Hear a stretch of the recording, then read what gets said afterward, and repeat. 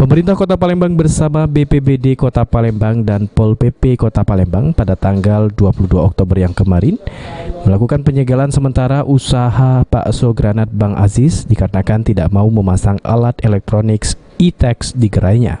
Namun berdasarkan pantauan PAL TV di lapangan pada hari Rabu tanggal 23 Oktober 2019, gerai bakso Mas Aziz tersebut sudah kembali buka seperti biasa, bahkan terlihat pengunjung terlihat berada di dalam dan silih berganti berdatangan untuk membeli bakso di gerai tersebut.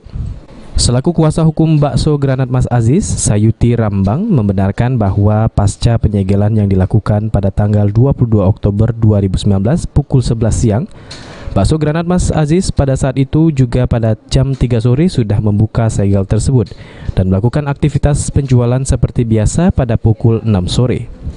Ia menambahkan pembukaan segel tersebut dilakukan lantaran pihak bakso granat Mas Aziz sudah bersedia mengikuti peraturan dari SK Wali Kota dan telah membuat pernyataan untuk mengikuti aturan untuk dilakukan pemasangan e-tax kembali yang disaksikan langsung oleh pihak BPBD dan Pol PP Kota Palembang.